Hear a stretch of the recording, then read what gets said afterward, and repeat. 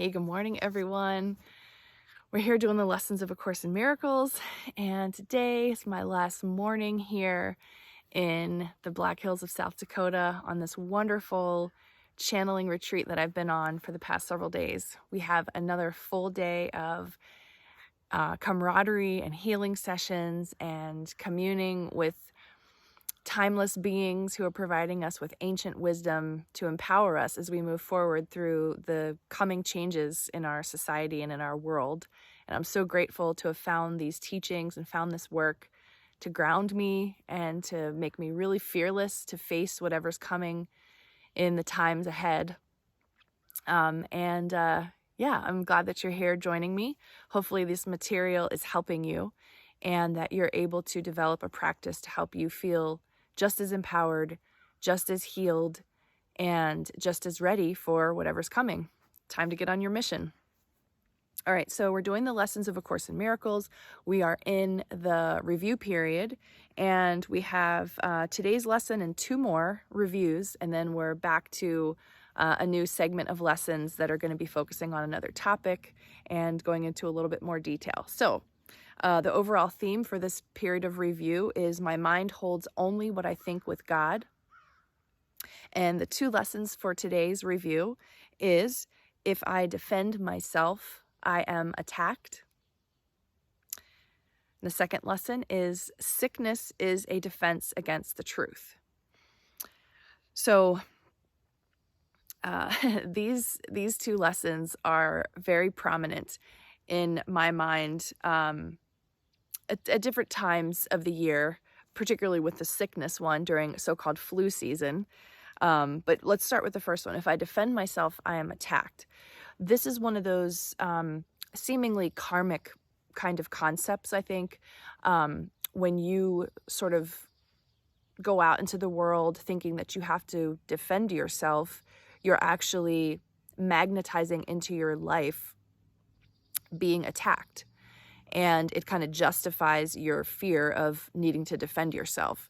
So that's definitely something for you to look at. If you're always feeling like you have to prepare that argument that you're going to reciprocate with because you're expecting someone to harm you or disrespect you or hurt you in some way, it actually brings that into your life. So it's best to just remain in the present moment and not even consider that those things could happen. Now, the difference is when you're, let's just say there's a certain part of a city that is known for crime and drug use and things like that, and you feel like you want to go there at 2 a.m. Like, that's probably not a smart idea. However, the Buddhas and the Bodhisattvas out there, I mean, hey, maybe that's something that they're willing to do and not feel any sort of tension or worry. But, there's this aspect of common sense. But if it's a pattern in your life with people and they're not 2 o'clock in the morning in a crime-ridden area, okay, so try to discern the difference between when your ego is trying to keep your body safe and when you have a pattern of people in your life who you claim are attacking you and taking advantage of you and making you the victim. Because in reality, there is this self-imposed victimhood happening at some level. And you probably had an agreement with a soul who has harmed you in some way in order to be a catalyst for your growth, as hard as that seems. Okay, sickness is a defense against the truth. When our bodies appear to be failing us and we call ourselves sick, more likely than not, there is an issue beneath the surface in your mind that you don't want to deal with, that you're pushing away from you. And what better way to not deal with whatever needs to be dealt with than to go into a period of not feeling well and having to address that situation. So again, that's another one that seems like, who would make themselves sick? That's crazy, Sherry. The mind is a powerful thing. Okay, and it's interesting. There are some people that are here at this retreat.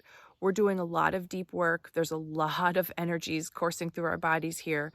And some people are ending up with some symptoms of like cold and flu or pain in the body. and just different sensations that they're not used to. So in this case, I believe there is this aspect of all of these higher vibrational, powerful energies coursing through the body's energy system that could be doing like a clearing process and a purging process. But when you're in your normal environment that you're used to, and you notice there are times of the year when you're sick, or just the timing of that cold or that flu that comes on, you need to really think about, are you doing this to yourself at a deeper level in order to avoid something or not face something? It's tricky. All right, let's see what A Year of Forgiveness has to say about lesson number 148.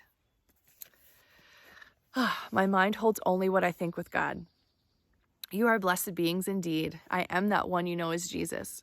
This idea of defensiveness is a very important subject for you to understand. When you see a well-armed society, it indeed plants seeds of violence because it defends itself against an anticipated future attack. It believes it will be attacked, therefore, it will be attacked. It is that simple. When you walk around armored because of past hurts and believe you will be hurt in the future, it will come true. Because you use all your creative power in an effort to prevent a future attack based on your past experience. This is considered contaminating the present moment with past ideas. That's a good one. Contaminating the present moment with past ideas. Not good. Let's not do that anymore. You are given fresh, eternal nows constantly. You have the ability to choose fear or love. Defensiveness is a constant and unrelenting choice of fear. This happens when the ego takes charge. The ego says you were hurt by someone who looked like that person. Therefore, the odds are likely that person will hurt you. You must become wiser as you go through these lessons and realize the person you're speaking to now has never hurt you. She or he has never done anything but remind you of somebody from the past. A lesson comes to you one more time. The opportunity to forgive, open up, and trust. Now, we are all well aware that many of you will say, well, you can't trust everybody. You hear that a lot, right? That is somewhat true, but not everybody is your business. Understand that your defensiveness promotes attack, and that's the only thing that you can change. If you have been attacked many times in the past, you may want to look at how defensive you are. Are you always prepared for war? Do you always have your next argument in your back pocket? Do you judge others or attack relentlessly? If you attack others, you sow seeds of attack for yourself. Defensiveness and overt aggression are similar in the sense that they promote attack seemingly from the outside, which is merely a response to the frequency you have set for your life. Well, that's really interesting. Everything really is frequency. The frequency you emit brings in everything to your life, good, bad, or confusing otherwise. Okay, it seems foolish not to use past experience to predict future events. That is something most of you do every single day. We want you to understand the limited life it produces. It allows you to have only one kind of experience. It doesn't allow you to get close to people. It doesn't allow you to even love people. This is why many of your relationships fail.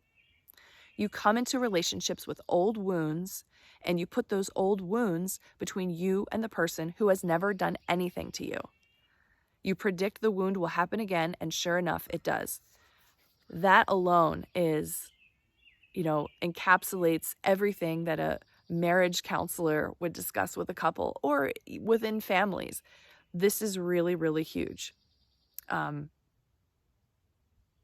The answer for this is staying in the present moment with whoever you're with all the time, and forgiveness and compassion. This is hard if you're changing into this mindset now and you've been in a long relationship, but staying present, it's like the secret medicine. If you see a pattern like this in your life, it may very well have something to do with your defensiveness. You do not need to defend yourself. You are powerful, creative beings. You have an unassailable and eternal connection to Source, and that is what you should focus on. It gives you the courage and strength to walk through life without your armor. I am that one you know as Jesus, and we will see you again tomorrow. So do you have the courage and strength to walk through your life without your armor? I'm working on that every day. And I'm really glad that we can share this time together. This beautiful energy of the Black Hills. I'm bringing this back to New Jersey with me. And I hope you all have some experiences that you can bring into your current time space to help you feel differently and experience something beautiful. Have a wonderful day, everyone. I'll see you tomorrow.